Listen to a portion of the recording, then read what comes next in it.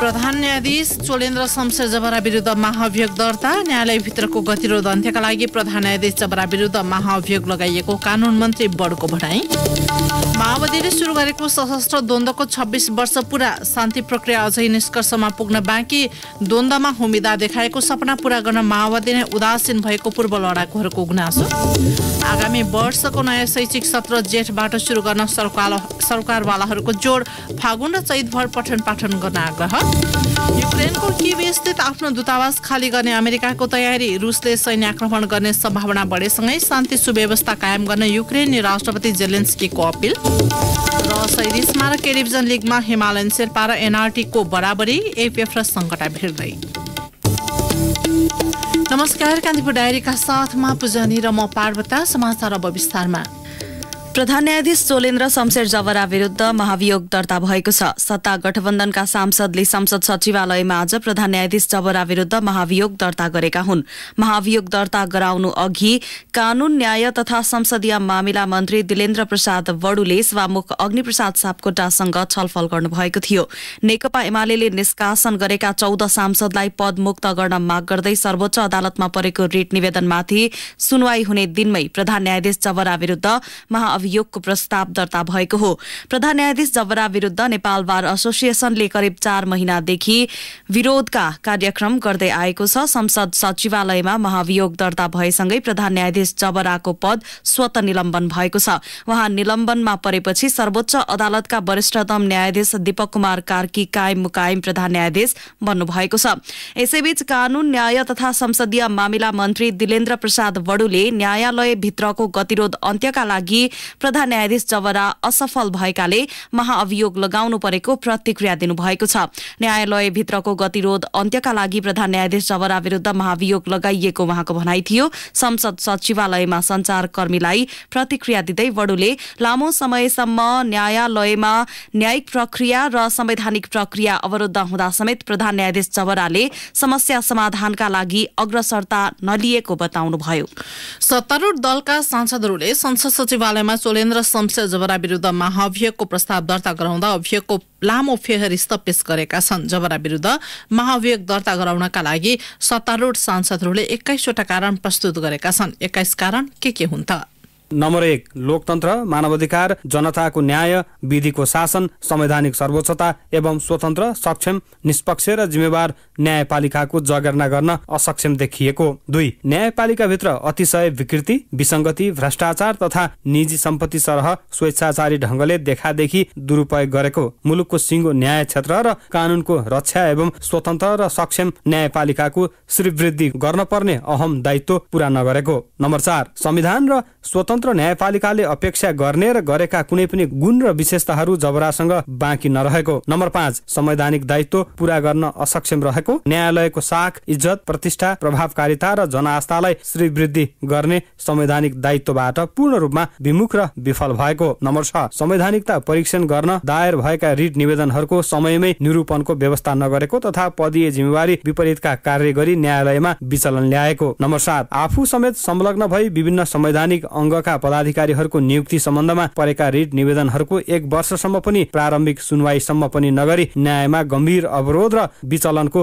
अवस्था सिर्जना गरेको। संवैधानिक इजलासको काम कारबाहीलाई अवरुद्ध गरी संविधानको कार्यान्वयनमै गम्भीर अवरोध सिर्जना गरेको। नम्बर 8, जघन्य अपराधमा जेल जीवन बिताइरहेका सशस्त्र प्रहरीका डीआईजी रञ्जन कोइरालाको कैद सजाय घटाएको। नम्बर 9, भ्रष्टाचारको अभियोग लागेका मुद्दाको छिटो छरितो सुनवाई गर्ने प्रयोजनका लागि स्थापित विशेष अदालतमा महिनौदेखि न्यायाधीशको पद पूर्ति गर्न अनिच्छुक रही विशेष न्याय प्रक्रियामा समेत अवरोध सिर्जना गरेको। नम्बर 10, आफूसँग सम्बन्धित वा आफ्नो स्वार्थ सन्निहित मुद्दाको सुनवाईमा आफू संलग्न नहुने भनी संवैधानिक इजलासबाटै निर्णय गरे पनि इजलासमा बसेको। यस्तै संवैधानिक इजलासलाई अनिश्चित कालसम्म अवरुद्ध गर्न भूमिका खेलेको। नम्बर 11, संसदीय सुनवाईका बखत व्यक्त गरेका प्रतिबद्धता जबराका काम कारबाहीबाट झुटो ठहरिएको। नम्बर 12, संवैधानिक परिषदको पदेन सदस्यको रूपमा कार्यपालिकासँग हिस्सेदारी मागेको। नम्बर 13 न्यायाधीश हरिकृष्ण कार्की संयोजकत्वको समितिको प्रतिवेदन पूर्ण रूपमा कार्यान्वयन नगरेको। नम्बर 14 न्यायपालिकाभित्र न्यायाधीशहरूका बीचमा गुट उपगुट सिर्जना गरी न्याय दिन बसेका न्यायाधीशहरू बीच नै आशंका, अन्योल र उदासीनताको वातावरण सिर्जना गरी अदालतको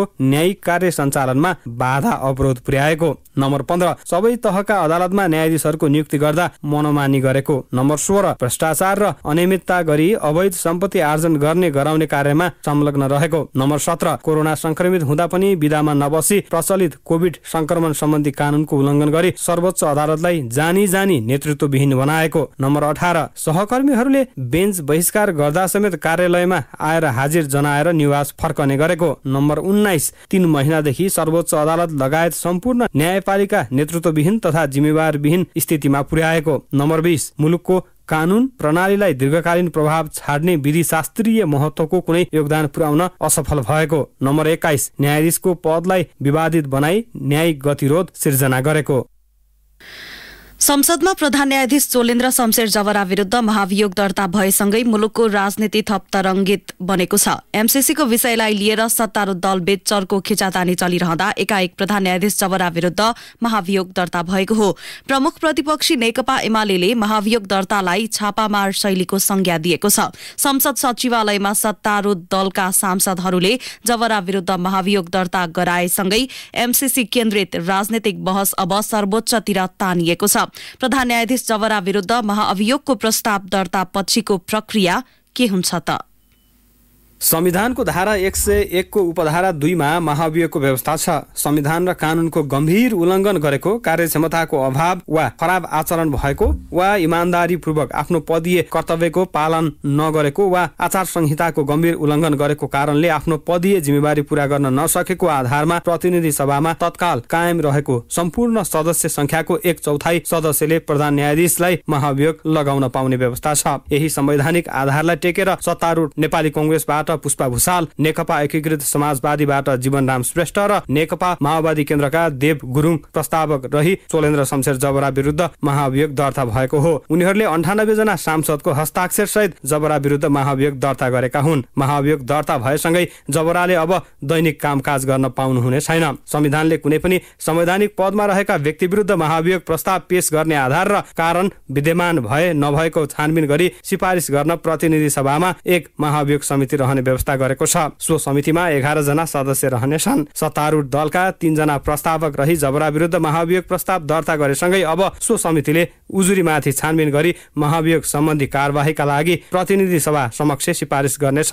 धारा 101 को उपधारा 2 बमोजिम महाभियोग कार्यवाही प्रारम्भ भएपछि प्रधान न्यायाधीशले कार्यवाही टुङ्गो नलागेसम्म आफ्नो पदको कार्य सम्पादन गर्न पाउनुहुने छैन। प्रस्ताव दर्ता भएको मितिले 7 दिनपछिको कुनै पनि बैठकमा छलफल हुने गरी सभामुखले दिन र समय तोक्ने व्यवस्था प्रतिनिधि सभा नियमावली 2075 मा उल्लेख छ। सभामुखले बैठकको मिति तोकेपछि प्रस्तावकले बैठकमा जवरा विरुद्धको महाअभियोगको प्रस्ताव प्रस्तुत गर्नेछन्। त्यसपछि सभामुखले सो प्रस्तावमा छलफल हुने समयावधि निर्धारण गर्नुहुनेछ। छलफल समाप्त भएपछि सभामुखले प्रस्तावलाई महाअभियोग सिफारिस समितिमा पठाउनुहुनेछ। समितिले कार्यवाही अघि बढाएपछि प्रधान न्यायाधीशलाई 7 दिनभित्र लागेको आरोपको सफाई पेश गर्न मौका दिइनेछ। जवराले दिएको सफाई सन्तोषजनक नभएमा वा तोकिएको म्यादभित्र उहाँ आफै उपस्थित भई सफाई पेश नगरेमा महाअभियोग सिफारिस समितिले आफ्नो सिफारिस सहितको प्रतिवेदन सदन समक्ष पेश गर्नेछ। महाअभियोग सिफारिस समितिले आफ्नो कार्यवाही प्रारम्भ गरेको मितिले बढीमा 3 महिनामा प्रतिनिधि सभामा सिफारिस सहितको प्रतिवेदन पेश गर्नुपर्ने नियमावलीमा उल्लेख छ। प्रतिवेदनमाथि बैठकमा छलफल हुने दिनको कम्तीमा 2 दिन अगावै प्रतिवेदन सबै सदस्यलाई वितरण गर्नुपर्ने व्यवस्था पनि छ। त्यसपछि सभामुखले तोकेको मितिमा समितिका सभापति वा कुनै पनि सदस्यले प्रतिवेदनलाई प्रतिनिधि सभामा पेश गर्नेछन् र बैठकमा छलफल प्रारम्भ हुनेछ। यसरी प्रतिवेदनमाथि छलफल भइरहँदा कुनै सदस्यले प्रतिवेदनमा संशोधन पेश गर्न वा कुनै कुरा सम्बन्धमा पुनः छानबिन गर्न प्रतिवेदनलाई फेरि समितिमा फिर्ता पठाउने प्रस्ताव पेश गर्न सक्छन्। सो प्रस्ताव स्वीकृत भएमा प्रतिवेदन समितिमा फर्किनेछ र समितिले 7 दिनभित्र पुनः छानबिन गरी बैठकमा प्रतिवेदन पेश गर्नुपर्नेछ। पेश भएको प्रस्ताव वा पेश भएको संशोधनमाथि संक्षिप्त छलफलपछि सभामुखले सबै संशोधन निर्णयार्थ बैठकमा पेश गर्नुहुनेछ। त्यसपछि प्रतिवेदनमा उल्लेखित सिफारिसलाई निर्णयार्थ बैठकमा पेश गरिने हुनेछ। महाभियोगको प्रस्तावमाथि सभाको निर्णय प्रतिनिधि सभा सदस्यको दस्तखत सहितको मत विभाजनबाट हुने व्यवस्था नियमावलीमा उल्लेख छ। यसरी मत विभाजनबाट महाभियोग प्रमाणित हुन्छ भन्ने ठहरका साथ महाभियोग सिफारिस समितिले पेश गरेको प्रतिवेदन प्रतिनिधि सभाको तत्काल कायम रहेको सम्पूर्ण सदस्य संख्याको 2/3 बहुमतले पारित भए प्रधान न्यायाधीश पदमुक्त हुनुहुनेछ। प्रतिनिधि सभाको बैठक फेरि स्थगित भएको छ। संघीय संसद सचिवालयले एक विज्ञप्ति जारी गर्दै भोलिका लागि बोलाइएको बैठक विशेष कारण देखाउँदै स्थगित गरिएको जनाएको हो। प्रतिनिधि सभाको अर्को बैठक अब फागुन 4 गते बुधबार दिउँसो 1 बजे बस्ने संसद सचिवालयका महासचिव डाक्टर भरतराज गौतमद्वारा जारी विज्ञप्तिमा उल्लेख छ। यसैबीच प्रधान न्यायाधीश चोलेन्द्र शमशेर जबरा विरुद्ध महाभियोग प्रस्ताव दर्ता भएर राजनैतिक तरंग भएकै बखत सभामुख अग्निप्रसाद सापकोटाले भोलि सर्वदलीय बैठक बोलाउनु भएको छ। संसदको गतिरोध र समसामयिक विषयमा छलफल गर्न सभामुखले संघीय संसदमा प्रतिनिधित्व गर्ने नेताहरूसँग छलफलका लागि बैठक बोलाउनु भएको उहाँका प्रेस विज्ञ श्री धर्ने उपाध्यायले जानकारी दिनुभयो। बैठक सिंहदरबार स्थित संसद सचिवालयमा भोलि दिउँसो 2 बजे बस्नेछ। कान्तिपुर डायरीमा अब ब्रेकको पालो। ब्रेकपछि कान्तिपुर डायरीमा अब बाँकी प्रसंग। सुरुमा कान्तिपुर सविस्तार। कान्तिपुर सविस्तार। माओवादीले सशस्त्र संघर्ष शुरू गरेको 26 वर्ष पूरा भएको छ। द्वन्द्वको 1 दशकको यात्रापछि शान्ति प्रक्रिया मार्फत माओवादीले मूलधारको राजनीति अंगालेको पनि 1.5 दशक बितिसकेको छ। तर सेना समायोजन बाहेक शान्ति प्रक्रियाका अन्य महत्वपूर्ण कार्यभारहरू पूरा हुन बाँकी नै छ। बरु द्वन्द्व शुरू गर्ने बेलामा एकै ठाउँमा रहेका माओवादीका केन्द्रीय नेताहरू अहिले छिन्नभिन्न भएका छन्। द्वन्द्वमा सामेल भएकाहरू आफूहरूलाई देखाइएको सपना पूरा गर्न माओवादीको नेतृत्व उदासीन भएको गुनासो गर्छन्। सशस्त्र संघर्ष शुरू गरेको माओवादीको 19 सदस्यीय केन्द्रीय नेतृत्व यति बेला छरपष्ट छ। मोहन वैद्यको नेतृत्वमा क्रान्तिकारी माओवादी गठन भएको छ भने बाबुराम भट्टराई जसपामा छन्। नेत्रविक्रम चन्दको नेतृत्वमा नेपाल कम्युनिष्ट पार्टी रहेको छ। माओवादीका मुख्य नेता मूलधारको राजनीतिमा सक्रिय छन्। उनीहरूको राजनीतिक यात्रा पनि स्थिर र दिगो छैन। कहिले एमाले त कहिले कंग्रेससँग मिलेर उनीहरूले राजनीतिक यात्रा अघि बढाएका छन्। माओवादी द्वन्द्वकालमा सँगै रहेका नेताहरू पुष्पकमल दाहालकै कार्यशैलीका कारण पार्टी एक नभई छिन्न भिन्न भएको आरोप लगाउँछन्। माओवादी केन्द्रको शीर्ष नेतृत्व दाहाल आफू कमजोरी सुधार्दै जाने र पूर्व माओवादीहरू एकजुट हुनुपर्ने कुरामा जोड दिन्छन्। माओवादी घटकहरू अहिले विभिन्न रूपले विभाजित पनि छौं, कतिपय हामी एकताबद्ध पनि हुँदैछौं। विभाजन र एकताको एउटा नयाँ अनुभव पनि हाम्रो आन्दोलनले हासिल गरेको छ।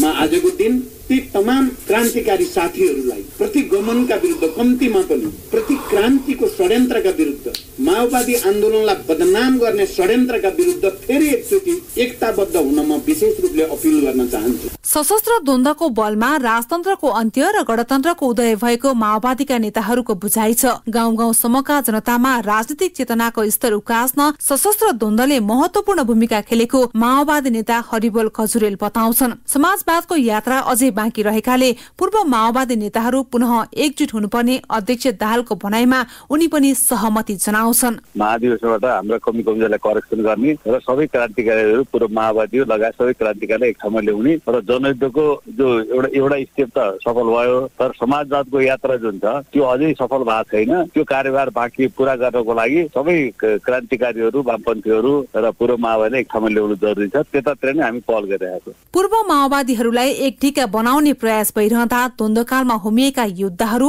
बेपत्ता पारिएका परिवारका समस्याहरू जस्ताको तस्तै नै छन्। मुलुकमा व्यवस्था परिवर्तन भइसक्दा पनि शान्ति प्रक्रिया अझै टुङ्गोमा पुग्न सकेको छैन। सत्य निरूपण तथा मेलमिलाप र बेपत्ता व्यक्तिको छानबिन आएको पनि समय थप्ने भन्दा बढी काम हुन सकेको छैन। अनेकन सपना देखेर सशस्त्र द्वन्द्वमा होमिएकाहरू अहिले विलखबन्दमा छन्। ताप्लेजुङका सागर गौतम राज्यले बेपत्ता पारेका आफ्नो पितालाई अझै खोज्दैछन्। राज्यले उहाँहरूलाई जो बेपत्ता परिवारहरू छन् त्यो बेपत्ता परिवारहरूलाई केही व्यवस्थापन गर्नुपर्छ। राहतको व्यवस्थापन हुन्छ कि या के गर्न सकिन्छ बेपत्ता परिवारहरूलाई उसको जीवन भर के हो त यो मुलुक परिवर्तन गर्नका निम्ति उहाँहरू बेपत्ता हुनु भएको छ। त्यो बेपत्ता परिवारको निम्ति के छ भने त्यसको व्यवस्थापन गरेर लैजानु पर्यो। सशस्त्र द्वन्द्वमा सहभागी भई राज्यबाट मारिएका र द्वन्द्वमा होमिएका पक्षबाट ज्यान गुमाउने दुवै पक्ष मारमा पर्नु भनेको शान्ति प्रक्रिया तार्किक निष्कर्षमा नपुग्नु हो। बेपत्ता पारिएका व्यक्तिहरूको परिवारलाई राज्यले दीर्घकालीन सेवा र सुविधा दिनुपर्नेमा उपेक्षामा पारिएको गुनासो उनीहरूको छ। सशस्त्र द्वन्द्वमा होमिएका लडाकुहरू पनि तत्कालीन उद्देश्य भन्दा अहिलेको अवस्था फरक हुन पुगेकोमा चिन्तित छन्। गरिब सर्वसाधारण सर्वहारा वर्गको राज्य सत्ता स्थापना गर्नको निम्ति चाहिँ नेपालमा जनयुद्ध सुरु भएको हो। अब त्यसको सन्दर्भमा चाहिँ हामी 10 वर्ष जनयुद्ध लड्यौँ। जनयुद्ध पश्चात फेरि शान्ति प्रक्रियामा आउने काम भएको छ। खास गरेर हामीले जुन सोचेर चाहिँ जनयुद्धमा लाग्यौँ त्यो चाहिँ पुरा भएको छैन। माओवादीको मात्र होइन अन्य दलका नेताहरू पनि कार्यकर्तामुखी छैनन्। तर आमूल परिवर्तनका लागि भन्दै एउटा पुस्ताको युवा वयलाई द्वन्द्वमा मात्रै उपयोग गर्ने माओवादी नेताहरूको चरित्रले द्वन्द्वमा होमिनेको मन दुख्नु स्वाभाविक हो। सशस्त्र द्वन्द्वको समयमा जन्मिएका बालबालिकाहरू अहिले 27 वर्षका पुगिसके। तर अझै पनि शान्ति प्रक्रिया निष्कर्षमा नपुग्नु र द्वन्द्वका घाउहरू नपुरिनु र यसलाई छोपछाप मात्रै पार्नमा दलहरू उद्धत रहनु अनि त्यसमा खास गरी माओवादी स्वयं उदासीन हुनुले पनि सशस्त्र द्वन्द्वको उपदेयतामाथि प्रश्न उठ्नु स्वाभाविक जस्तो प्रतीत हुन पुगेको छ। रेडियो कान्तिपुरका लागि सुनिता पोखरेल। कान्तिपुर सविस्तार।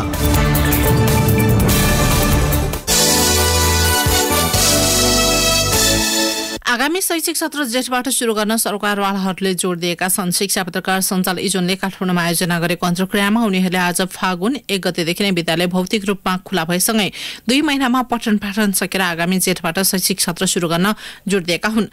सामान्यतः वैशाख 2 गतेदेखि नयाँ शैक्षिक सत्र शुरू गरेर 15 गतेदेखि पठन पाठन गर्ने चलन थियो। कोरोना संक्रमणका कारण 2 वर्षदेखि शैक्षिक सत्र पनि धकिलिँदै आएको छ। अन्तर्क्रियामा दरबार हाई स्कुलकी प्रधानाध्यापक शारदा पौडेल र प्रगति शिक्षा सदनका प्रधानाध्यापक सूर्य घिमिरेले अनलाइन कक्षा खासै प्रभावकारी नभएकाले जेठबाट नयाँ शैक्षिक सत्र शुरू गर्न आग्रह गर्नुभयो। शिक्षा विज्ञान तथा प्रविधि मन्त्रालयका प्रवक्ता दीपक शर्माले सरकारवालाको सुझावलाई मनन गर्दै फागुन र चैतमा पठन पाठनका लागि छुट्याइने बताउनुभयो। विद्यार्थीको पठन पाठनलाई क्षति नहुने गरी परिस्थिति हेरेर नयाँ शैक्षिक सत्र शुरू गर्ने उहाँको भनाइ थियो।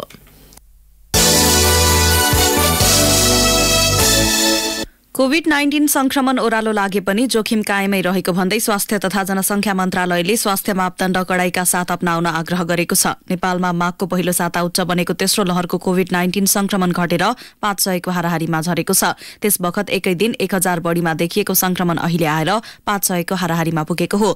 पछिल्लो पटक नेपालमा 521 जनामा कोरोना भाइरस संक्रमण पुष्टि भएको छ। 10,115 जनामा गरिएको परीक्षणबाट सो संख्यामा संक्रमण पुष्टि भएको मन्त्रालयले जनाएको छ। गत 24 घण्टामा 3,935 जना संक्रमण मुक्त भएका छन्। सोही अवधिमा संक्रमणका कारण थप 10 जनाको मृत्यु भएको छ। यो सँगै नेपालमा कोरोना संक्रमणका कारण मृत्यु हुनेको संख्या 11,892 पुगेको मन्त्रालयको तथ्याङ्कमा उल्लेख छ। नेपालमा हाल सक्रिय संक्रमितको संख्या 22,584 रहेको मन्त्रालयले जनाएको छ। यसअघि प्रसारित समाचारमा एकै दिन 12,000 बढीमा देखिएको संक्रमण अहिले आएर 500 को हाराहारीमा हुनुपर्नेमा यसलाई अन्यथा भएकोमा यसलाई सच्याइएको छ। अब बाँकी प्रसंग काठमाडौँ र चितवनमा किसान नेपालीका कुखुरामा बर्ड फ्लूको संक्रमण देखिएको छ। काठमाडौँको गोकर्णेश्वर नगरपालिका 3, बालुपाखानी र चितवनको राप्ती नगरपालिका 6 मा किसान नेपालीको कुखुरामा बर्ड फ्लूको संक्रमण फैलिएको पुष्टि भएको पशु सेवा विभागले जनाएको छ। बर्ड फ्लू देखिएपछि गोकर्णेश्वरमा 20 वटा स्थानीय कुखुरा, 5 वटा परिवार र 3 लौकाट नष्ट गरिएको विभागले जनाएको छ। त्यस्तै चितवनमा 1913 वटा प्लेयर्स कुखुरा, 14 वटा हाँस, 20 वटा हाँसको अण्डा, 1000 केजी दाना र 350 वटा अण्डाको क्रेट नष्ट गरिएको छ। रोकथप फैलन नदिन सुरक्षाको उपायहरू अवलम्बन गर्न पनि विभागले आग्रह गरेको छ। रेडियो र विश्वास भन्ने नाराका साथ आज 11औं विश्व रेडियो दिवस मनाइएको छ। संयुक्त राष्ट्र संघको आह्वानमा सन् 2012बाट विश्व रेडियो दिवस मनाउन शुरू गरिएको हो। रेडियोलाई विश्वभर अझै गतिशील सञ्चार माध्यमको रूपमा लिने गरिन्छ। नेपालमा पनि रेडियो स्थापनाको झण्डै 7 दशक पुग्नै लाग्दा यसको लोकप्रियता र आवश्यकता अझै टड्कारो छ। तर रेडियोलाई जीवन्त तुल्याउन यसले प्रसारण गर्ने सामग्रीको विविधता र विश्वसनीयतालाई अक्षुण्ण राख्न जरुरी छ। एक टिप्पणी। संचारका अनेकन माध्यम मध्ये रेडियो सबैभन्दा घनिष्ठ र सामाजिक रूपमा पनि नितान्त व्यक्तिगत माध्यम हो। त्यसैले भनिन्छ रेडियो भिडमै सुने पनि सुन्नेले एक्ला एक्लै सुन्छन्। सायद रेडियोमा श्रोतालाई सम्बोधन गर्दा बहुवचन जनिने शब्दको प्रयोग नगर्नुका पछाडि पनि यही कारण लुकेको होला। यति हुँदा हुँदै पनि रेडियो र श्रोता बीचको घनिष्ठता पछिल्ला दिनमा घट्न थालेको आँकडा विभिन्न सर्वेक्षणहरूले देखाएका छन्। प्रविधिको उच्चतम विकासले अहिले रेडियो सेटबाटै समाचार र मनोरञ्जन प्राप्त गर्नेहरूको संख्या बिस्तारै ओह्रालो लाग्दैछ। सर्वेक्षणहरूले के देखाएको छ भने श्रोता पहिले जस्तो रेडियो सुनेर बस्दैनन्। समाचार र विभिन्न सूचना जान्न रेडियो सुन्नेले पनि आफ्नो अनुकूलतामा मात्रै यसको प्रयोग गर्छन्। साँझ बिहान बाहेक आफ्नो अनुकूलता वा फुर्सदमा रेडियो सुन्ने जमात बढ्दो छ। त्यसैले श्रोता जहाँ त्यही रेडियो सामग्री पुर्याउनु पर्ने नयाँ चुनौती रेडियो कर्मीहरूलाई छ। अनलाइन न्यूज पोर्टलहरूले छिनछिनमा विश्वभरका ताजा सूचना पाठकका मोबाइल स्क्रिनमा पुर्याउन थालेपछि रेडियोले तीव्र रूपमा सूचना प्रवाह भन्दा पनि विषयवस्तुको गहनतामा पुग्ने कोसिस गर्नुपर्ने अवस्था सिर्जना भएको छ। अझ सामाजिक सञ्जालमा आइसकेका सूचनालाई रेडियोले समाचारका रूपमा प्रस्तुत गर्दा श्रोताको चाहना पूर्ति हुन सक्दैन। कुनै पनि विषयको साङ्गोपाङ्ग प्रस्तुति, फरक मतलाई पनि दिइने स्थान, नेताहरूको भाषण र कटाक्ष भन्दा विशेषज्ञको अनुभवमा आधारित भएर रेडियो कार्यक्रम र समाचारहरू सम्प्रेषण गर्नुपर्ने बेला आइसकेको छ। तर त्यसका लागि रेडियोमा काम गर्ने जनशक्तिमा लगानी आवश्यक छ, जुन अहिले रेडियो प्रसारकहरूको प्राथमिकतामा छैन। श्रोता के सुन्न चाहन्छन् भन्दा पनि प्रसारकहरू के सुनाउन चाहन्छन् भन्नेले बढी महत्व र स्थान पाउने क्रमको अन्त्यसँगै रेडियोको सान्दर्भिकता अझ बढेर जानेमा कुनै शंका छैन। छापा प्रकाशन र प्रसारण माध्यम मध्ये पनि रेडियो सदैव पृष्ठभूमिमै रहँदै आएको छ। अग्रभागमा देखिने भन्दा पछाडि रहनेहरूको आयु ज्यादा हुने काँचको पर्दा र सिनेमामा देखिने चमक धमक अल्पकालिक भएबाट पनि पुष्टि भएको छ। तर यसो भनेरै रेडियोमा हाल बज्ने सामग्रीमा समयानुकूल र आमूल परिवर्तन गरिएन भने सर्वसुलभ र सर्वप्रिय माध्यम हुनुको फाइदाले मात्रै रेडियोलाई जीवन्त तुल्याउन सक्दैन। असमान भौगोलिक धरातल र असमान विकासले गर्दा नेपालमा रेडियोको पहुँच अझै बढाउनु पर्ने देखिएको छ। रेडियोहरूलाई वास्तविक आवाजविहीनहरूको आवाज बनाउन कार्यक्रमको प्रस्तुतिमा परिमार्जनसँगै श्रोताको चाहनालाई प्राथमिकतामा राख्न जरुरी छ। नियन्त्रण र नियमन भन्दा माथि देखिएका रेडियोहरूले सत्य, तथ्य, निष्पक्ष जस्ता पत्रकारिताको धर्म धान्न सकिरहेका छैनन्, जसले गर्दा आम नागरिकको विश्वासको कसीमा सबै रेडियो खरो उत्रिन सकेका छैनन्। समय क्रमसँगै सूचना प्रवाहको गहकिलो जिम्मेवारी बोक्ने रेडियोहरू श्रोताको नजरमा विश्वासिलो माध्यमका रूपमा स्थापित हुन सकेनन् भने त्यसको प्रभाव आम सञ्चार र पत्रकारिताका अन्य माध्यममा पनि पर्न सक्छ। त्यसैले रेडियोको सान्दर्भिकतासँग अन्य माध्यमको प्रभावकारिता पनि जोडिन पुगेको छ। रेडियोको प्रभाव घट्यो भनेर रोइलो गर्नुभन्दा पनि हामीले के कस्ता सामग्रीलाई श्रोतालाई पस्कियौं र कसलाई बढी प्राथमिकतामा राख्यौं भन्ने समीक्षा हुन जरुरी छ। सामग्रीको विविधता र त्यो उत्पादन गर्ने मानव संसाधनमा लगानी बढाउन सकियो भने रेडियोको सान्दर्भिकता र प्रभावकारिता कहिल्यै घट्दैन। रेडियो कान्तिपुरका लागि पवन आचार्य। कान्तिपुर डायरीमा अब सप्तरी डायरीको पालो। सप्तरी डायरीबाट अवधेश कुमार झाको नमस्कार। भारत सरकारले भाडामा लिएको सप्तरी, उदयपुर र सुनसरीको 13,937 बिघा जग्गाको मालपोत वर्षौंदेखि नेपाल सरकारलाई नबुझाएको खुलेको छ। कोशीको ब्यारेज लगायत संरचना निर्माणताका भारत सरकारले 179 वर्षका लागि नेपाली भूमि भाडामा लिएको थियो। ती सबै जग्गाको लगत कोशी योजना भारत सरकार बिहारको नाममा रहेको मालपोत कार्यालयको तथ्याङ्कमा देखिएको छ। वर्षौंदेखि मालपोत नबुझाएको सम्बन्धित स्थानीय तहहरूले जनाएको छ।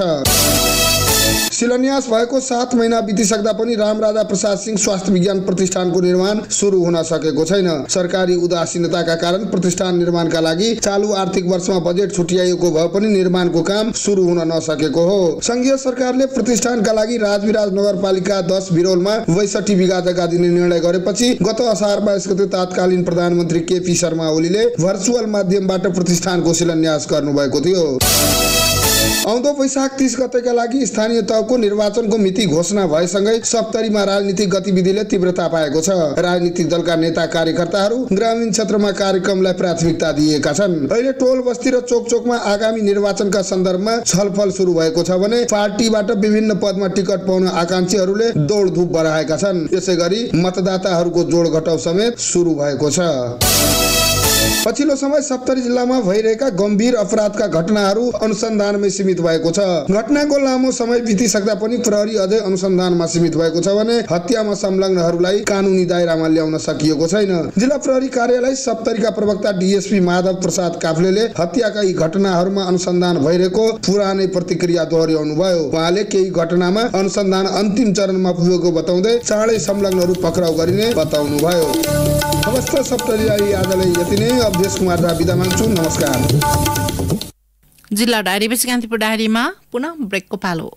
ब्रेकपछि कान्तिपुर डायरीमा अब आर्थिक प्रसंग। नेपाल उद्योग परिसंघले ब्याज दर वृद्धिले अर्थतन्त्रमै जोखिम बढेको भन्दै ब्याज दर नियन्त्रण गर्न आग्रह गरेको छ। परिसंघले विज्ञप्ति जारी गर्दै अर्थतन्त्रका विद्यमान समस्या समाधानका उपाय अवलम्बनका लागि सबै क्षेत्रबाट गरिरहेको समयमा ब्याङ्क तथा वित्तीय संस्थाबाट ब्याज दर वृद्धिको निर्णयले अर्थतन्त्र थप जोखिममा पर्ने संकेत देखिएको जनाएको छ। ब्याज दर वृद्धिबाट बजारमा तरलता थप भई हालको समस्या समाधान हुने अवस्था नरहेको परिसंघको दावी छ। ब्याज दर बढ्दा लगानी महँगो भई बजार मूल्य बढ्ने र उपभोक्तालाई समेत नकारात्मक असर पर्ने परिसंघले जारी गरेको विज्ञप्तिमा उल्लेख छ।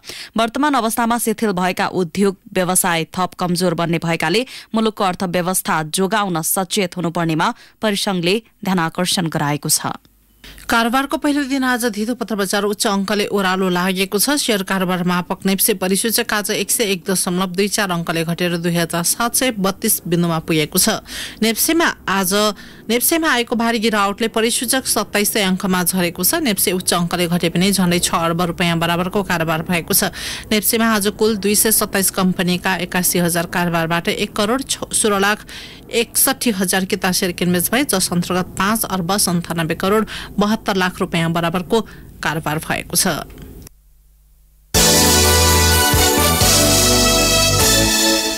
अब अन्तर्राष्ट्रिय प्रसंग। अमेरिकाले युक्रेनको किवी स्थित आफ्नो दूतावास खाली गर्ने तयारी गरेको छ। अमेरिकी विदेश मन्त्री एन्टोनी ब्लिङ्कनले युक्रेनमा रुसले सैन्य कार्यवाहीको धम्की दिएसँगै दूतावास खाली गर्ने तयारी गरेको बताउनु भएको बीबीसीले जनाएको छ। उता रुसले युक्रेनमाथि आक्रमण गर्ने आशंकाका बीच राष्ट्रपति भोलोदिमिर जेलेन्स्कीले भने शान्ति सुव्यवस्था कायम गर्न अपील गर्नुभएको छ।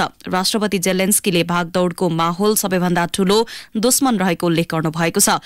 रुसले सीमा क्षेत्रमा 1 लाख सैन्य बल तैनात गरेको छ। रुसको सो तैनाथीसँगै युक्रेनमाथि आक्रमणको आशंका बढ्दै गएको छ। यद्यपि रुसले भने सो विषय अस्वीकार गर्दै आएको छ। यसैबीच बेलायत, अमेरिका, जर्मनी लगायत विभिन्न 10 मुलुकले आफ्ना नागरिकलाई युक्रेन छाड्न आग्रह गरिसकेका छन्। अमेरिकाले कीव स्थित दूतावास खाली गर्ने तयारी गरेसँगै क्यानाडा र अस्ट्रेलियाले पनि दूतावास खाली गर्ने तयारी गरेका छन्।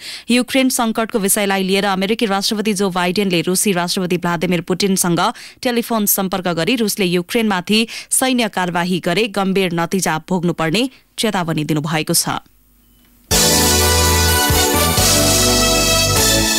अब खेल प्रसंग। शहीद स्मारक डिभिजन लिगमा आजको दुवै खेल गोलरहित बराबरीमा सकिएका छन्। पहिलो खेलमा न्युरोटी मेनार्टी र हिमालयन शेर्पा क्लबले बराबरी खेल्दै अङ्क बाँडे। काठमाडौँको त्रिपुरेश्वर स्थित दशरथ रंगशालामा भएको खेलमा एनआरटी र हिमालयन शेर्पाले गोलरहित बराबरी खेल्दै अङ्क बाँडेका हुन्। बराबरीपछि एनआरटीले 10 खेलमा 14 अङ्क पुर्याएको छ। एनआरटी 7औं स्थानमा छ। हिमालयन शेर्पाको 10 खेलमा 12 अङ्क छ। शेर्पा 8औं स्थानमा छ। यसैबीच लिगमा आज सशस्त्र प्रहरीको एपीएफ क्लब र संकटा क्लबले गोलरहित बराबरी खेलेका छन्। आजको बराबरीपछि पनि संकटा 16 अङ्कमा तालिकाको 5औं स्थानमा कायमै छ। एपीएफले भने आफूलाई 1 स्थान माथि 9औंमा उभ्याएको छ। उसले अर्को विभागीय टोलीले नेपाल पुलिसलाई 1 अङ्कले पछि पारेको हो। एपीएफको 11 अङ्क छ। यसअघि च्यासलसँग पराजित भएको पुलिसको 10 अङ्क छ। हवस् त यिनै प्रसङ्गसँगै कान्तिपुर डायरीको यो बुलेटिन यही सकिन्छ। 8 बजे सेक्युरिटी एन्ड क्राइम डायरी हुनेछ। पूजनी र म पार्वता आज्ञा माग्छौँ। नमस्कार।